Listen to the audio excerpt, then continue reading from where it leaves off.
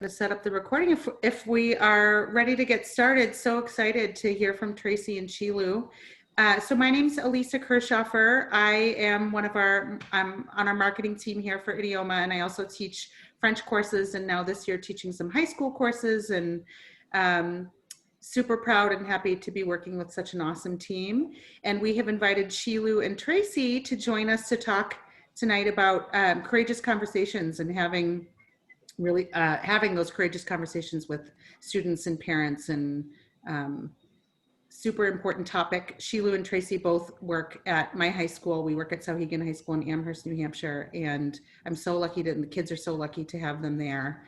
And when they presented for us for our professional development at school, was immediately I knew we've got to share this with as many people as possible. So we are recording this meeting tonight. Sheila and Tracy, I'll have you guys introduce yourselves in a minute too, and kind of set the tone for how you want this conversation to go. At the end, we'll share this link out through social media. We'll share it with you so that you'll all have it, and please feel free to share it with your people so that more and more teachers have an opportunity to have these courageous conversations. Sheila and Tracy, take it away. Okay. Thanks, Elisa. So I'm going to start by sharing my screen.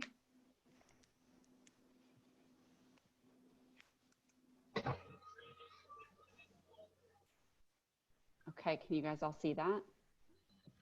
Awesome. Yep. So hello, I'm Tracy Cody. And I'm Sheila Joshi Flagel. And please don't be upset if we just mute folks while we're talking, because sometimes people who are on phones and things like that, sometimes you get some background noise. So we love interaction and conversation, but we may start with muting folks from the get-go.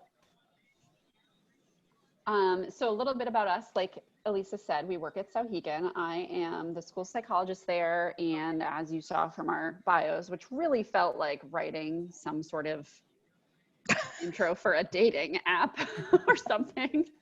I'm also a yoga teacher and strive to be mindful in all aspects of my life.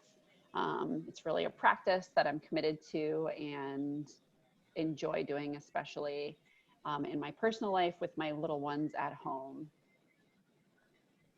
And I am Sheila Joshi Flagel. I am a school social worker. Been working with kids and families since 1992, and have really worked with a pretty diverse population of folks. I used to run a residential treatment facility for a long time. So I do say that I was having courageous conversations every day with a lot of people were going through a lot of difficult times with kids who were living out of the home, and we were working with parents who were having difficulty, kids who were having difficulty involved with the law and things like that. And then moved over to a high school, and one of the things that people used to say, because of where we work at Souhegan, it's, you know, a somewhat affluent community, is they're like, oh, it must be so much easier. And I just always say that mental health does not discriminate, and we do hard work, and sometimes it's different work, but kids and families and folks are going through a lot of things all the time. So it's really working with people where they're at. So as Sheila said, we're hoping that this is an interactive webinar. Elisa, can I ask you to kind of keep an eye? If anyone wants to speak, feel free to just unmute yourself and interrupt, or if you're looking to be, you know, let us finish our thought, then just like use the raise hand function. And Elisa, maybe you can just keep an eye out for that. Mm-hmm. And then there might be times that Sheila and I pause and stop sharing the screen so that we can see everyone's faces and engage in a little bit of a conversation. We really get energized by these presentations and the conversations that come out of them. So please don't be shy, because that really helps fuel the growth for all of us. Definitely. And if you heard coming in, Elisa and Lisa, who was also on the call, you know, they just started chatting, and it became a conversation about how do you do this, how do you do that, and sharing ideas. And we really want to promote that between all of you as well. So when thinking about returning to school this year and what that looks like and how do we do it, there's a great organization called CASEL, which we'll get into a little bit of who they are and what they do. But they put out this fantastic roadmap, and there was this one quote that was in, oops, oh gosh, look at me navigating technology. That really, Sheila and I felt like captured the essence of what it means to talk about social emotional learning and to talk about courageous conversations, because we're not just talking about emotional intelligence. We're not just talking about social awareness. We're talking about all of these aspects on this slide. We're talking about the pandemic. We're talking about the economic crisis. We're talking about the racial inequities that are finally getting the attention and, you know, hopefully call to action within our society that's been needed. We're talking about school closures and the trauma that that's had on both students and staff and families. So we really felt like this statement captured it better than we ever could. So we want to start by just allowing you all to read this, to try to wrap your head around everything that we've all been dealing with for the last 9 months, 7 months or so. Which feels like longer. I know.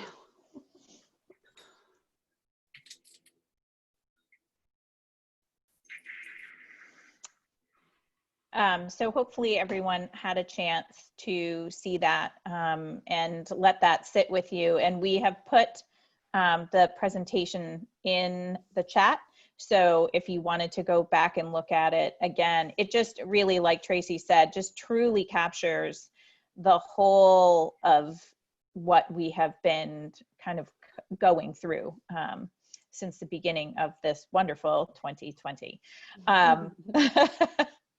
I do often say to people, we actually, Tracy and I did kind of a healing exercise with our staff as well, and said, you know, think about what your dreams were for 2020. And, you know, everybody goes into the new year, like if you make resolutions or whatever, but you're looking at things and how they kind of might unfold as the year goes through. And I don't think that any of us thought it would unfold like this, which is really some of what we will be touching on too, about what we bring to conversations and what we bring to interactions. We all have expectations of the way things are going to go, and when expectations are not met, there can be things that can be impacted on both sides of a conversation. Nice. So I don't know, we don't really know how much folks know about social emotional learning. Maybe give your little thumbs up reaction if you've had some SEL in your recent past. Okay, so we got a couple. Great, excellent. Okay, super. So some of this is good, because some of this will be a little bit of review and just laying some foundation for what we're going to be talking about. So social emotional learning is the process through which children and adults understand and manage emotions. They set and achieve positive goals, feel and show empathy for others, establish and maintain relationships, and make responsible decisions. That statement then becomes this beautiful wheel. And so sometimes when Tracy and I are talking, we say we don't want to reinvent the wheel, because CASEL has already made this outstanding wheel that really captures these 5 basic competencies that we really want students, teachers, communities, homes to be able to wrap themselves around. And honestly, if you look at it, right, self-awareness, self-management, social awareness, responsible decision-making, and relationship skills. Aren't those the things that we all want for ourselves and what we try to teach our own children and the people that we're interacting with and our students? These are all really, really good things to be able to wrap our heads around and make part of our daily practice. Really, when we talk about SEL too, I think lots of times people think it's become sort of a buzzword of sorts. And people will say, oh yeah, we're using SEL in the classroom, but they're not really sure what 100% that means. And so I like to tell people it's more than just a program. It's more than a lesson or something that you're delivering. It's really how teaching and how learning happens between people and amongst people. So I think that that's really a good thing to keep in your mind too, that's the way to think about it. It's not just a canned lesson that we're going to deliver.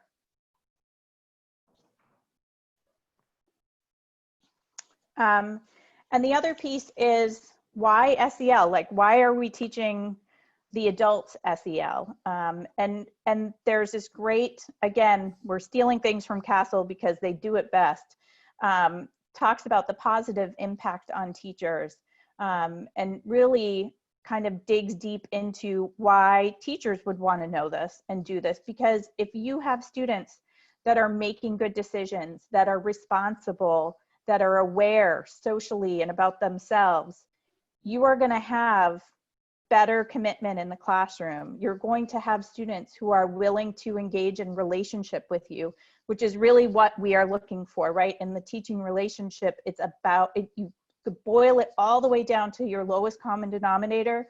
It's forming a relationship with your student so you can bring them down the road to the next place that they need to be in their learning.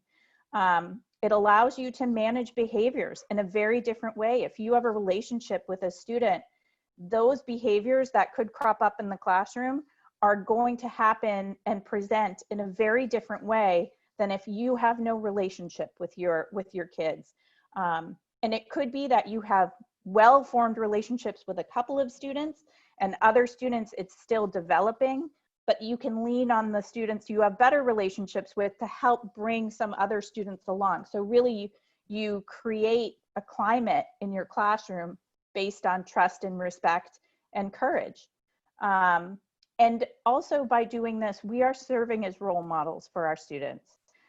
There are so many times where we have young people in our classroom who may or may not have adults in their life that are showing them that you can get through difficult things, you can persevere, you can have difficult and courageous conversations and still love that person the next day. So we need to be able to show people that we can have those types of conversations, and that we can stay emotionally stable and regulated through any of it. And we'll just feel better. We will feel better. Okay, so we want to talk a little bit about stress and the impact on the brain. So that, again, we're kind of all using the same language and on the same playing field as we get into some of the nitty-gritties around courageous conversations. So I am going to ask everyone, hopefully you have at least one hand free. So hold up a hand. I'm going to walk us through Dr. Daniel Siegel, which if you've read anything about emotional intelligence, he's kind of the guru out there, has this great hand exercise to help us learn about the brain. So if you can see me, the forearm, wrist area and palm of your hand is really at the base of your skull, and in the brainstem area. Okay, so that's our automatic system. It's in charge of breathing and blinking, salivating, all of those basic survival functions that we don't really have control over all the time. Then fold your thumb across your palm like you're making the number 4. This is our limbic system, and our limbic system houses what we know is the amygdala, which is in charge of our fight, flight, or freeze response. So this is our emotional center. So this is where teenagers live. This is also where toddlers live. And often, again, we don't feel like we have control over this area because it is our instinct to survive that's driving this part of our brain. In the past, it's what's told us to run away from the tiger that's chasing us. Now it's what tells us that we have too much workload, but the response is the same. So we still get in that fight, flight, or freeze mode if we're stressed by work, just like we would be by a tiger chasing us. So then fold your fingers over your thumb and kind of rub your hands across the top of your knuckles. And this is what we typically think of when we visualize the brain. So this is our cortex area. And this is in charge of thinking and reasoning. And then across the front here on your fingertips is our prefrontal cortex. And this is actually the last part of our brain to develop. Often it's not fully developed until our mid-20s. If you've heard of the term executive functioning, which is another sort of buzzword, I feel like in the last 6 years, where all educators are figuring out what are executive functioning skills and how do we incorporate them into our learning. So that's things like working memory and focused attention and impulse control. So all of that is happening here. It's also where we connect to our memory and learning occurs. So now I want you to wiggle your thumb because you're stressed out and your limbic system is getting activated so much so that you flip your lid. Suddenly, your prefrontal cortex is offline and you're not able to think clearly. How many of us have had that situation where we're stressed out and we're looking for our glasses and we're like, oh, I can't find my glasses, I can't find my glasses. And then all of a sudden we're like, oh, they're on our head. That's because we weren't thinking clearly because we had literally flipped our lid. So in thinking about our students specifically, or even ourselves in this situation that we found ourselves in, that is the year 2020, more often than not, we are living in this limbic system area because it's just constant. If you're watching the news, you're in a state of stress. If you're going to the grocery store, you're in a state of stress. And so there's really not a whole lot of escape from it within our world right now, which means that new learning, which again, we all are required to do every moment as educators, and we're asking our students to do because they're students and that's their job, is really challenging. It takes a lot of work to get that prefrontal cortex back online and functioning in a manner that allows us to think and learn in a reasonable way. And so it's just really important for us to think about the impact of stress and the brain and how really challenging it can be to learn new information when we're in a state of stress, either chronically or just these acute bursts. Even when we have not this year that we're having and we're in a normal state, research says that it takes 15 minutes for our brains to fully come back online after a stressful situation. So something important to keep in mind as we move along here.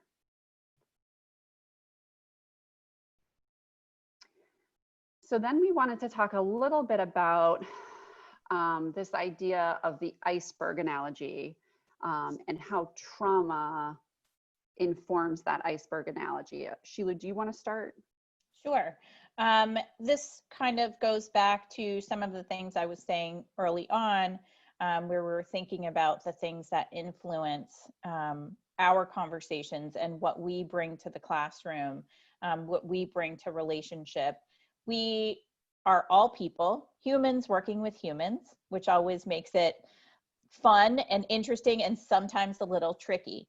And so when we think about what's happening for us, you know, in a normal kind of regular year, but even more amplified this year as we're trying to navigate all sorts of different things, we all come with a lot of things underneath what is showing to other folks around us.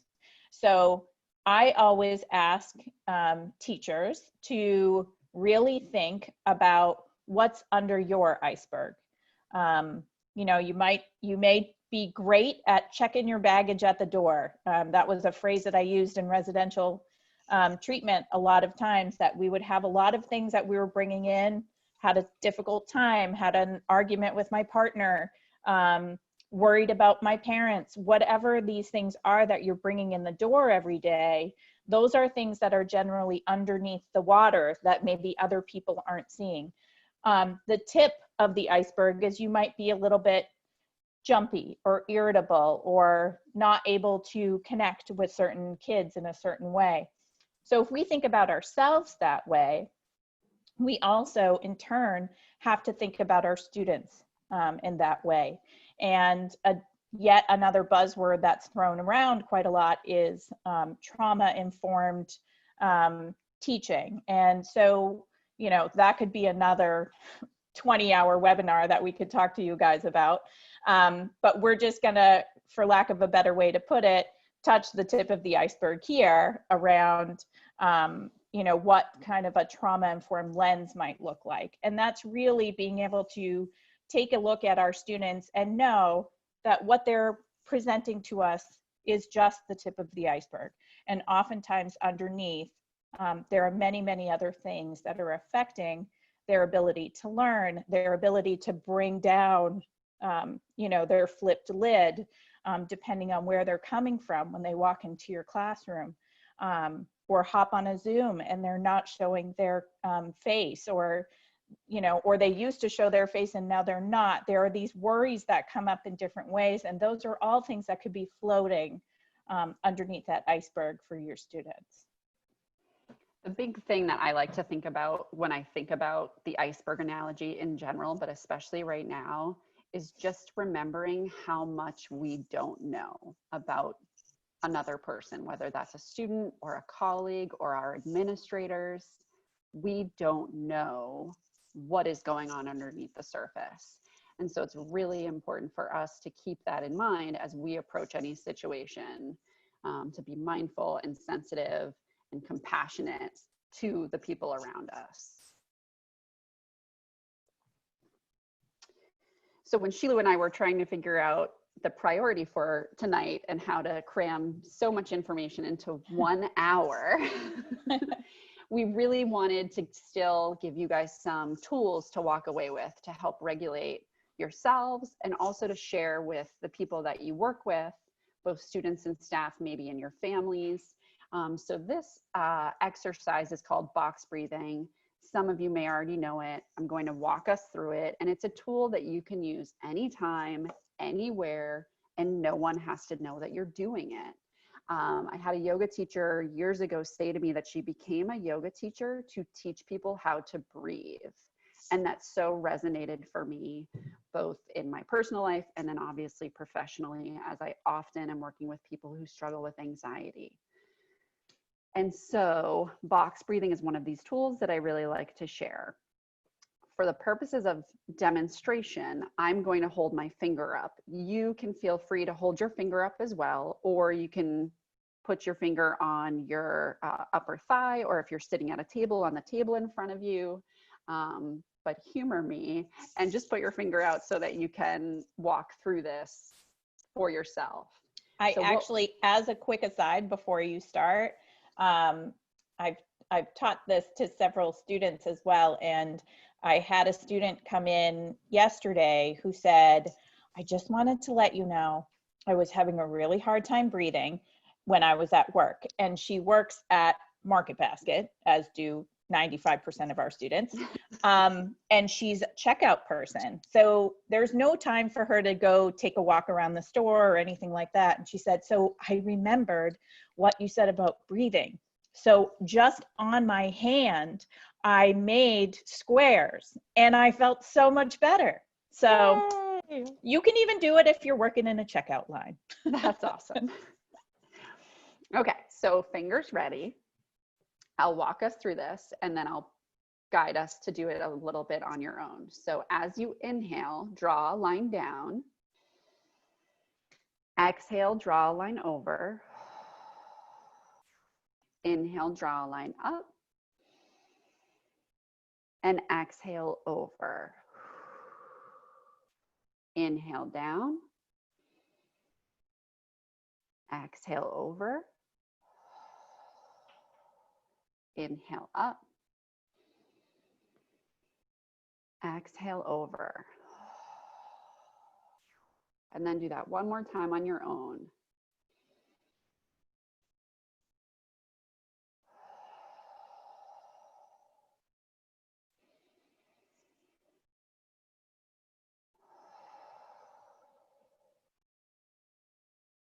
Great. So 3 boxes, took less than a minute. Hopefully you are all feeling a little bit lighter in your shoulders. The trick to that is to make sure you're pacing yourself and you're not hyperventilating, because that won't help you at all. In fact, it could do the opposite. Okay, so courage, oh, is this beautiful word. And is everyone a language teacher in this webinar? Can you guys do like the clap emoji or thumbs up if you are a language teacher? So some people, great. Okay, so I don't know if anyone's Latin, but even if you're not, you probably know that at the root of the word courage is heart. And the reason for that is because it takes a whole lot of love to do anything courageous, both self-love and love for others. We feel it in our chest, right? So courageous conversations are really at the center of building those critical relationships that Sheila was referencing earlier that are at the center of teaching and learning. And so the reason that they're at the center is it really is the ingredient for building trust. And trust is the foundation of a relationship. Trust is also what helps us release oxytocin, which is a hormone that helps alleviate stress. And it's like the antidote to stress. So the more trust that we have, the more relationships that we have, the more heartfelt, courageous conversations that we have, hopefully the more we feel able to manage our stress. And they kind of mitigate each other there. Sheila, do you have anything to add?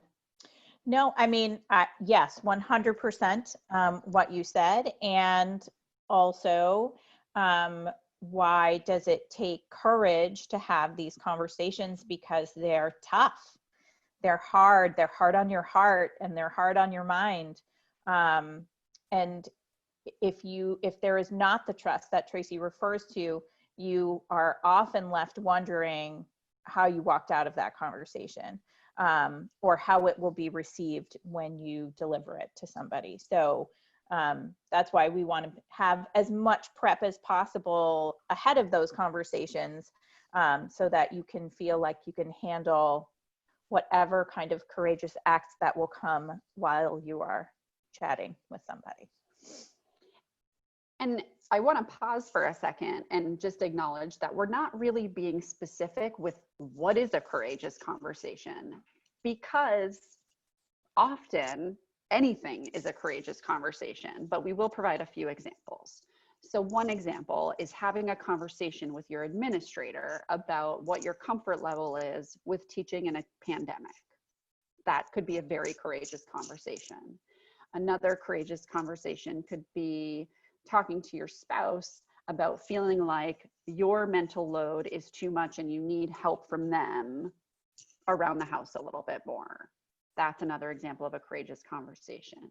When it comes to students in our world right now, when we are in person with 77% of our student population at certain times of the day, a courageous conversation may look like reminding a student to make sure their mask is covering their nose and their mouth. That, you know, a few weeks ago may have felt very daunting, and now it's just commonplace, but it takes courage. Sheila, do you have some more examples? Sure. Other courageous conversations could look like you are delving into a pretty deep topic in one of your classrooms, and you look around and you may see, so I speak to this coming from a place of having grown up in super white communities, you look around and you have one person of color in your classroom, and you're talking about some pretty tough topics right now, especially with what's happening in our world, and wondering how to do that with love and sensitivity, even though you know you are being loving and sensitive. So that takes courage, and you have to be able to engage in those kinds of conversations with your students. So that's another thing. It's also, you know, you may have a student who hasn't been turning on their camera if you're teaching remotely, and you might be a little worried about what the answer is going to be when you talk to them about why they're not turning on their camera, because you may not know the answer if they say something that you might be suspecting. That too is engaging in a courageous conversation. And we'll talk about all of that, what you bring to it, and if you don't know the answer to certain things, but these are all other examples as well. So I would love to pause here and invite all of you to think for a second about a courageous conversation that you have either had recently or thought about having recently and maybe didn't quite get to where you wanted to go. Think about it for a second and try to reflect on what that conversation was. And then if you're comfortable, I would love for some people to share what the conversation was. And certainly you don't have to go into a 20-minute monologue on it, but just so that we can get some participation. Maybe we can exit screen for a sec so we can see folks.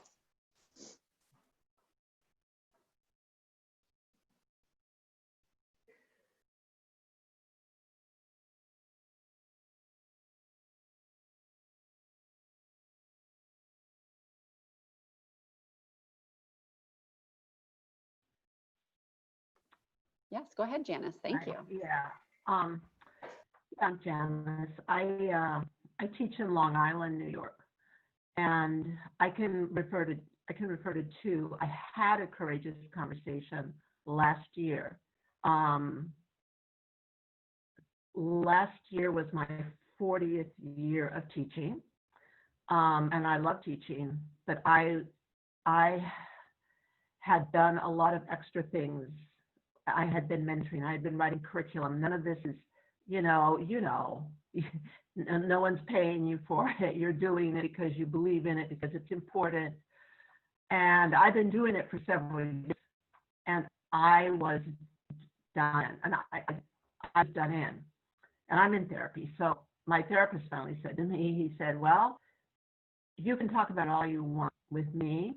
That's fine, But he said, I think you might consider talking to Bill, my curriculum associate, if you feel like you're ready to do that, because he knows my fears. My fears are, they're going to think I don't want to do my job, that I'm ungrateful, that I'm getting too old, and but I decided I couldn't keep going on like that. I had to tell him the truth.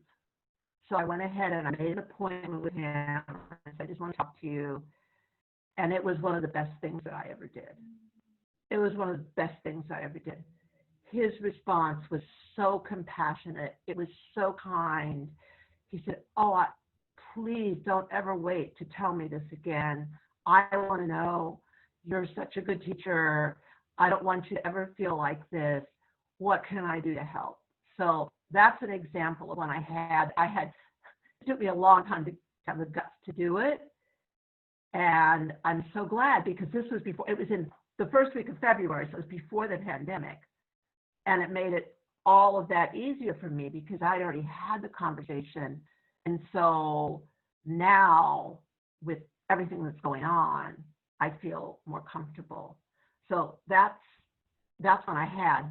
One of the reasons when I saw this, it's actually Jennifer Degenhardt that shared this link with me. And the conversation that's difficult for me with my students is in light of the social justice, and I teach in a district that's pretty affluent and pretty white. And I teach this book that La Chica Nueva, I don't know if anyone's familiar with it, but it's about the Romeo and Juliet story about, and it takes place in Connecticut, community so similar to mine. That's one of the reasons I like the book. And this, Cooper, this classic, affluent white kid who he's not a bad kid, but like he has everything without thinking about it, which is like my student. And this girl from Bolivia moves in the area. She's a really good student, she's a soccer player and everything, but of course she's Bolivian, and she, and he likes her. He plays soccer too. She plays soccer. They meet and they go through all this thing, and so they're going out together, and everything's fine until she meets his parents, and then the parents are, horrified because she has to work at a diner, and she's dark, and they say that to her, to him. They say, Cooper, she's not one of our kind of people. There's no point in this relationship. She's a little too dark for you. So my difficult conversation is when that comes up, it feels so uncomfortable in my classroom. So that's one of the things I like to learn how to have a discussion without, and I've got a few kids of color, so it's not, you know what I'm saying? So that can make it even more uncomfortable. So that's kind of what I'm looking for, to how to deal with that topic. Janice, thank you for sharing both a personal story and a professional challenge that you are currently dealing with, that you've provided some good context for us to pull from for the next few slides. So hopefully the next few slides will help guide the conversations that you're hoping to have within your classroom and validate what you've already done in your personal life. Before we move on, would anyone else like to share?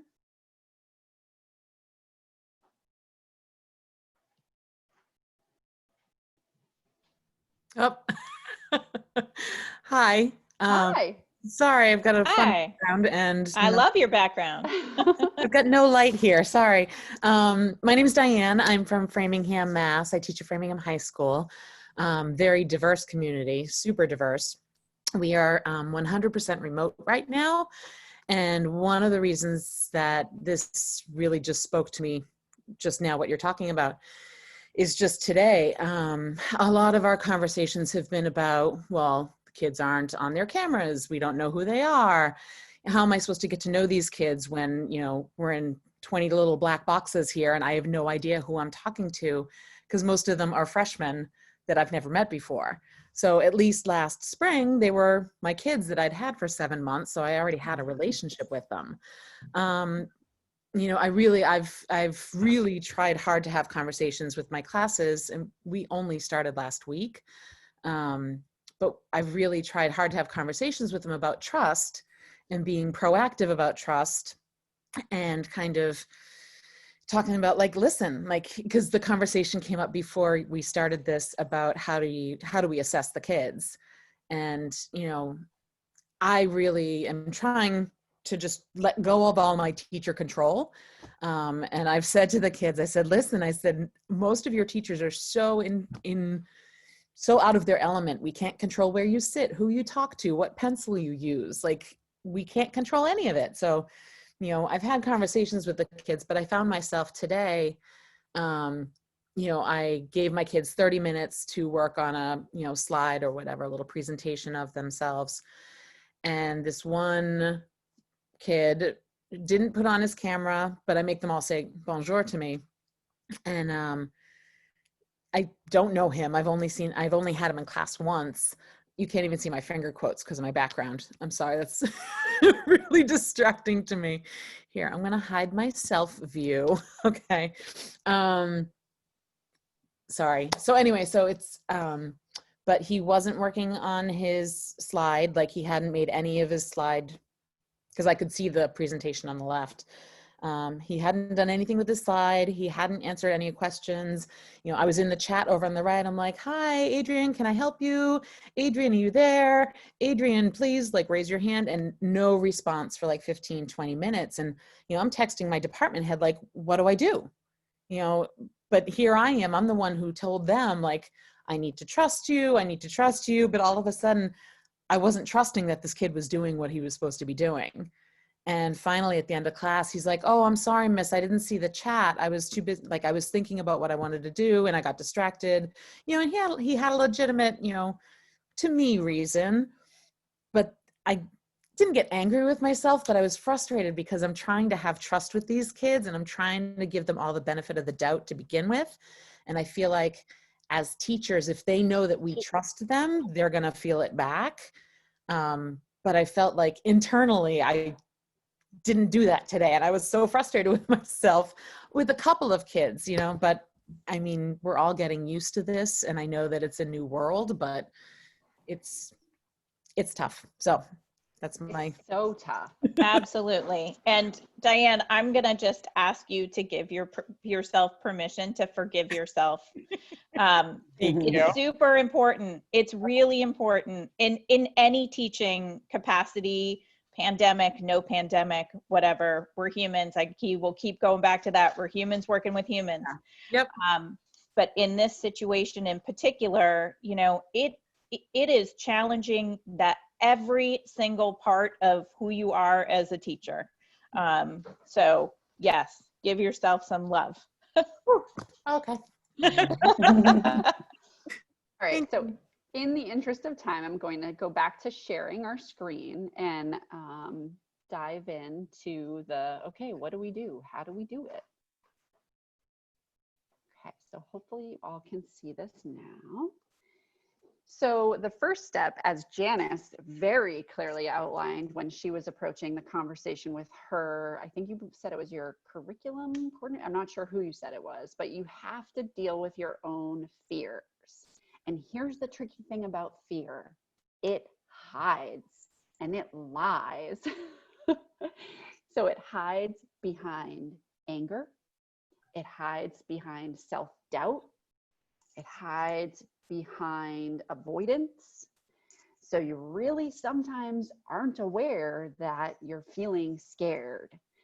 So if you're already acknowledging your fear, Janice, way to go, because that is when we go back to the CASTLE competencies, that self-awareness that really is integral to the work that we're doing here. So there's two questions that we like to think about when we start to deal with our fears. One, what are the consequences for not engaging in this conversation? And again, this is broad, but I'm sure you all can think of different examples where you considered that, maybe not in those exact words, but you really thought about, what will this mean for my relationship if I do have the conversation? What will this mean for my relationship if I don't? What will this mean for my professional world, my professional growth if I do? What will it mean if I don't? So that's a really good sort of barometer to use when deciding where you're at with your own fear.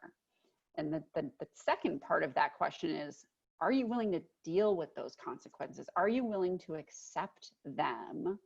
Or are you looking and demanding more than whatever the consequences will be if you don't have the conversation, or if you do? And again, I think within the racial conversations that we're all trying to have right now, I certainly am feeling a bigger call to action, and I'm sure some of you are as well, especially with the novels and the texts that you're referencing in your classrooms. So a couple of takeaways: be aware of your self-limiting beliefs. Make sure if you're blaming and avoiding, you're checking in with yourself. What's really underneath this? If you're feeling angry, think about that iceberg. What's underneath this right now? I am a huge Brene Brown fan. Like, it's maybe she's my guru in a lot of ways. So if you know Brene Brown, you're speaking my language. If you don't know Brene Brown, look into her because she's inspirational. She is wonderful at helping us understand our own egos. And so this slide is all about dealing with yourself as well as those around you. And she has this wonderful quote. It's sort of a mantra that she uses, which is, I'm here to get it right, not be right. And when I heard that, I was like, oh, dang, Brene, you did it again. So a phrase that I often use when I feel my ego kicking up or my fear kicking up, whatever it is help me understand. Help me understand your point of view. Help me understand where you're coming from. It automatically puts me in a listener mode and not in a, I am here to tell you what to do mode, or I am here to get it right mode. So that's a phrase that I often use. Sheila, do you have anything to add? If No, I can, but Diane put a nice quote Yep. in the chat. Oh, what is it? What we know matters, but who we are matters more. Oh, Diane. I love it. I love it. I love Brene as well. Yeah. Another thing, as I just referenced my speaker notes over here, I want to just share this question. What are some ways we can demonstrate showing up to listen instead of judging? So how are we showing that in our behavior? And within our remote worlds, how are we showing that? And Diane, I think you shared some good examples of not being judgmental toward that student by simply asking and inquiring during the during your class time. So although on the inside you may have felt a little bit of judgment and you were feeling bad about that, you didn't show that to him, and so you still left, or her, I'm not sure what you said, you still left it open to be receptive and listening, which is again the foundation for building a trusting relationship, right? So way to go. And a lot of social and self-awareness, and we'll talk about this too in the next slide, is about perspective taking as well. So the piece around letting go of your ego and having empathy. I saw a really neat cartoon the other day. There was a giraffe, and then there was another animal, and I can't remember what it was. It might have been an elephant, up on stilts next to the giraffe, and it said, you know, when you see somebody else's perspective, when you get to somebody else, you can see their perspective, and it really is, you know, trying to understand where other people are coming from and where you're coming from. And that does dovetail perfectly with this next slide. So what's the purpose of your conversation? What are you trying to achieve, right? And we go back to, you're trying to achieve trust. You're trying to build a relationship, because again, that's the foundation for teaching and learning. What are you listening for?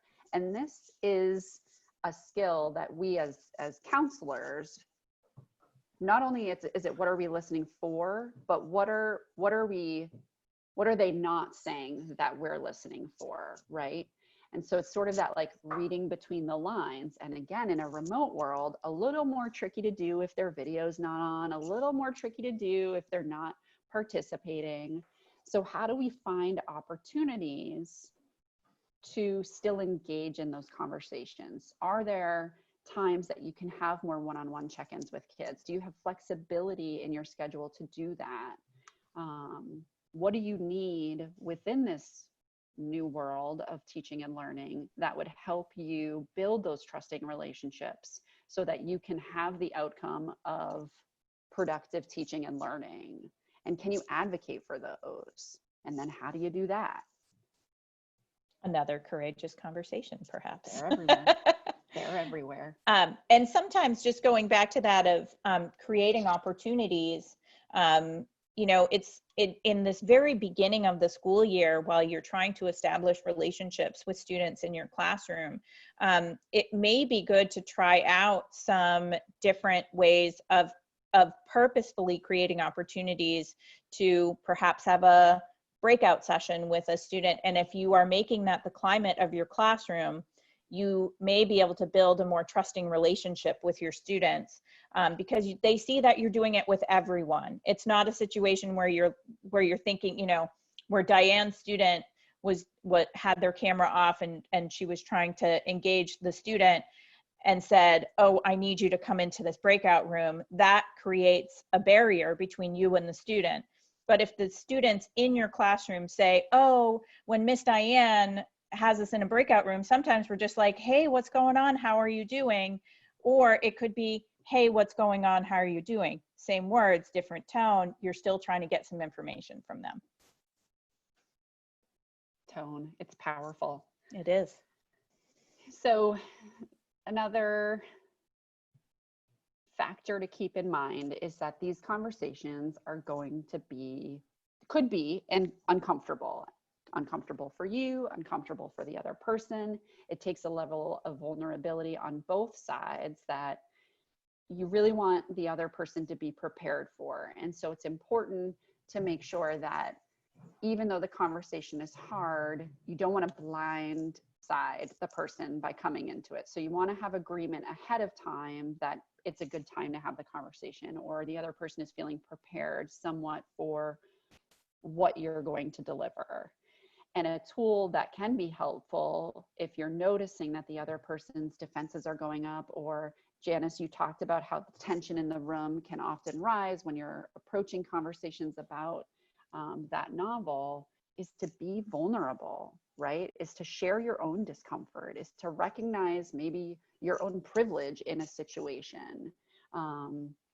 And obviously this is a fine line, and it can be a tricky one to walk, because you don't want to overshare and then make everyone uncomfortable. Right.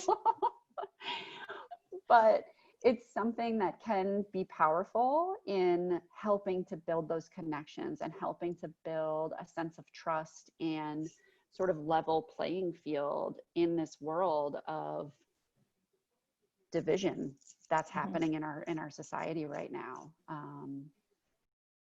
Yeah. Any more, Sheila? No, we're going to talk about having a person. So we'll get to the vulnerability. Yeah. So realistic expectations. Diane, I believe you were the one that said letting go of control as a teacher. So I just love this slide of Willy Wonka because, right, like, hello, isn't that why we got into education? To have a little control over our lives?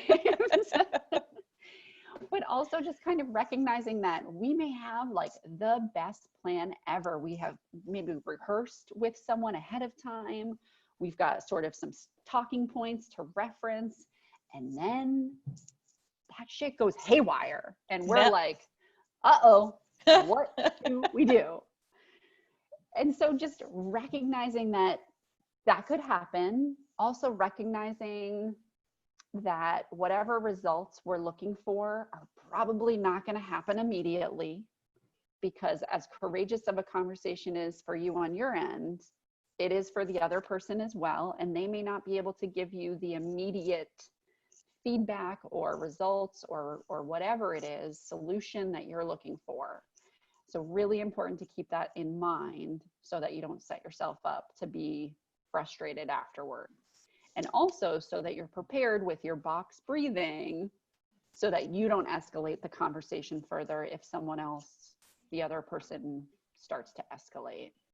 Right. And this is another place where in the self-management part of the wheel, where we think about our expectations and how we manage our own feelings and our own behaviors.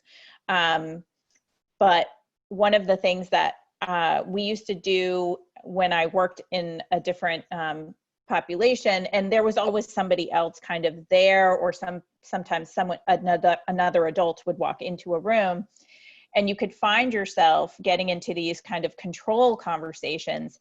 And so we had a little catchphrase that we would say, hey, Sheila, Margie's on the phone. And if you heard, hey, Margie's on the phone, that meant you were in a power struggle and you needed to take a step away.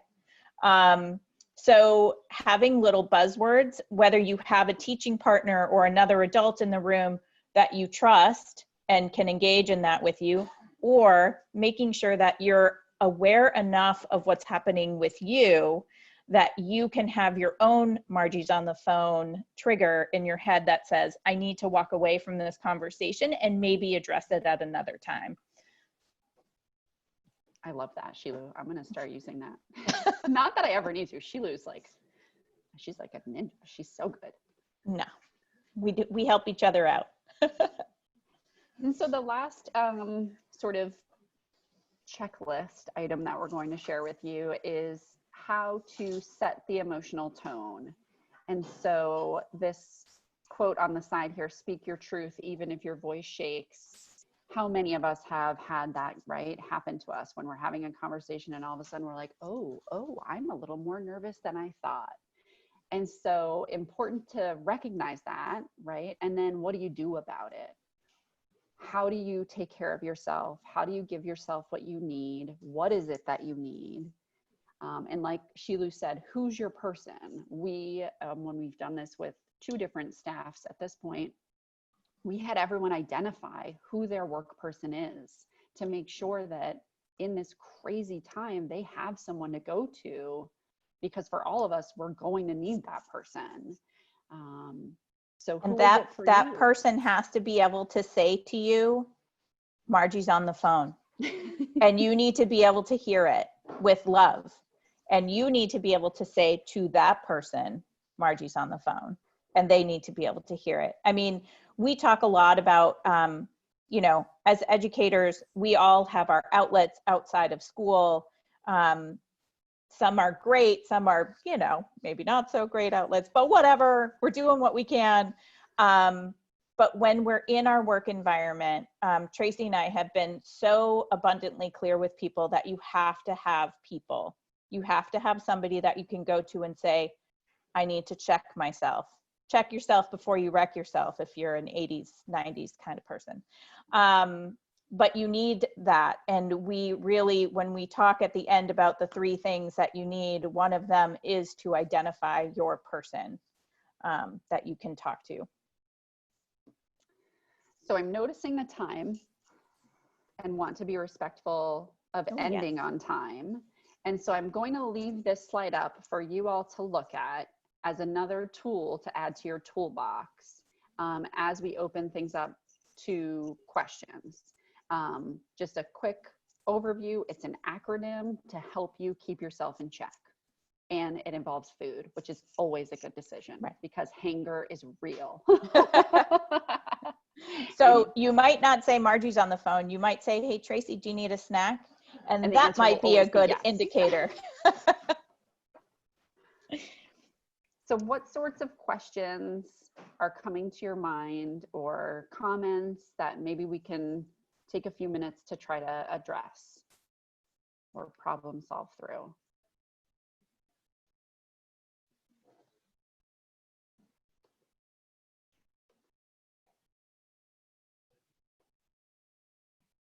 Tracy and I are both clinicians, so we're super good with silence. So like, we'll wait.